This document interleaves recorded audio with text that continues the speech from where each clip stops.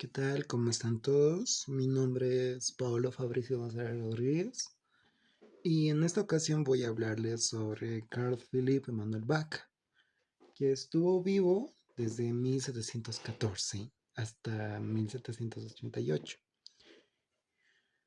Y bueno, empecemos. Y bueno, eh, Emanuel Bach fue un compositor, bueno, podríamos decirlo, fundamental del siglo XVIII.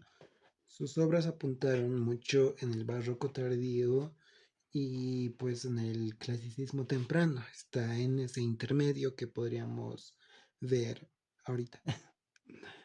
Aunque muchas veces su nombre queda demasiado opacado por la figura de su padre, quien es Johann Sebastian Bach. Carl Philipp Emanuel desarrolló un estilo propio y pues fue una figura clave en la transformación del lenguaje musical de ese tiempo. Pero bueno, ahora enfoquémonos más en lo que sería su infancia y su formación.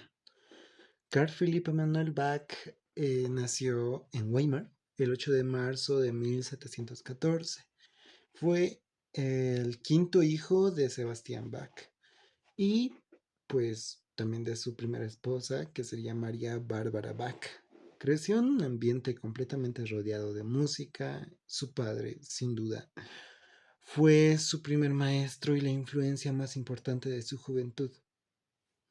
Sin embargo, bueno, Carl Philipp Emanuel Bach no se limitó a seguir el camino de su padre y a los 15 años ya dominaba el teclado, bueno, el piano.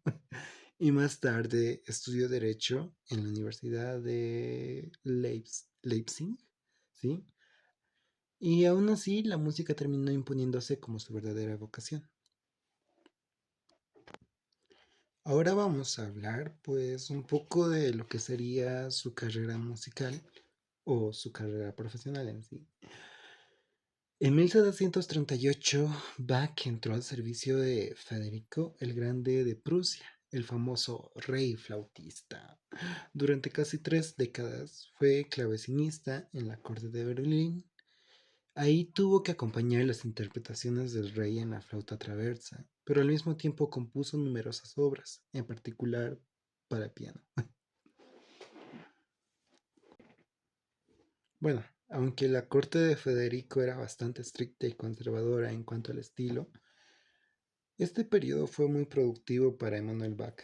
Su música comenzó a diferenciarse de la de su padre, buscando más expresividad y un lenguaje emocionalmente intenso. Más tarde, en 1768, abandonó Berlín y se trasladó a Hamburgo, donde sucedió a su padrino Georg Philipp Telemann como director de música en las 5 principales iglesias de la ciudad. En Hamburgo encontró mayor libertad creativa y se consolidó como un compositor ampliamente respetado en toda Europa. Pero bueno, ahora hablemos de su estilo musical. Carl Philipp Bach es recordado como uno de los principales del Sturm und Drang, que significa tormenta e ímpetu. Este movimiento, muy ligado a la literatura y el arte de su tiempo, buscaba transmitir emociones intensas, contrastes bruscos y un lenguaje más objetivo. Su estilo se conoce también como Dancer Stil, o como sería, en otras palabras, el estilo sensible. Bueno, se caracteriza por cambios repentinos de carácter, silencios dramáticos, modulaciones inesperadas y una búsqueda constante de la expresividad individual. A diferencia de su padre, que representaba el origen y la perfección del contrapunto barroco, Emanuel Bach apostó por una música más libre, personal y emocional. En este sentido, pues fue un pionero en el clasicismo, influyendo directamente en compositores como Haydn, Mozart y Beethoven.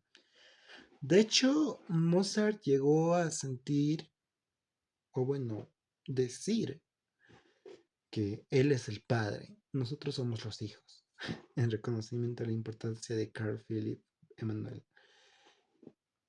en el desarrollo del nuevo estilo. Y pues ahora hablemos un poco de sus obras destacadas. Y pues empecemos a hablar que la producción de Carl Philipp Emanuel Bach es vasta y variada. Sí, se podría decir que sí.